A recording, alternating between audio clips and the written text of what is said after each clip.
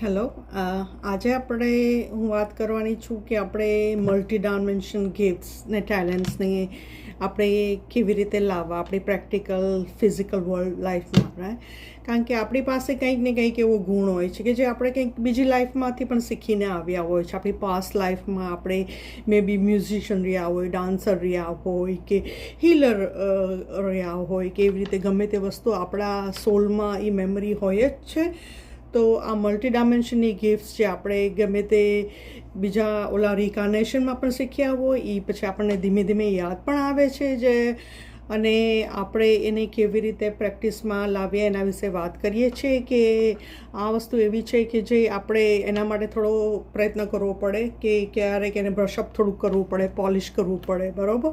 કારણ કે આપણે ઘણીવાર આપણો આત્મવિશ્વાસ ગવાયો હોય કે આપણને એ ગિફ્ટ માટે કહો કે મારી પણ નાખ્યા હોય એક જન્મમાં એવી રીતે કે આપણે બહુ સાચું બોલતા હોય કે કંઈક કરતા હોય તો આપણે કોઈ રિકાર્નેશનમાં આપણું મર્ડર થઈ ગયું હોય કે આપણને કહો કે બાળી નાખ્યા હોય કે કાપી નાખ્યા હોય બિકોઝ કોઈને એવી ઓથોરિટીને ગમતું ન હોય કે જે આપણે કરતા હતા પ્રજા માટે કે લોકો માટે. તો આપણે એ એક જન્મમાં એનો ઘાવ પણ આપણે ક્યાંક ને ક્યાંક મેમરીમાં બેઠો હોય છે.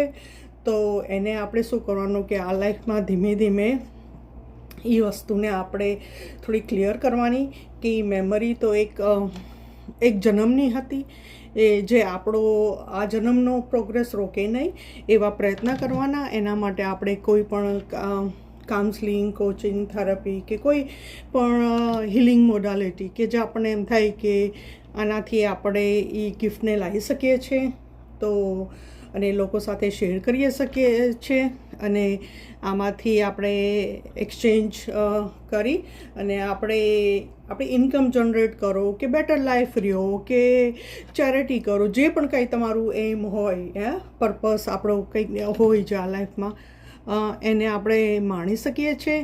તો એવા કોઈ પણ અનુભવોથી આપણે એ વસ્તુને દબાવીને નહીં રાખવાની.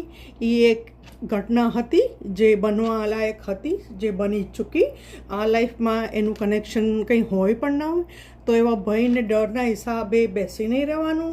કારણ કે એ આપણો જે પ્રોગ્રેસ રોકે છે, જે આપણે આ ગિફ્ટ ને ટેલેન્ટ્સને શેર કરવા આવ્યા હોય, એક્સચેન્જ કરવા આવ્યા હોય, એ આપી નથી શકતા.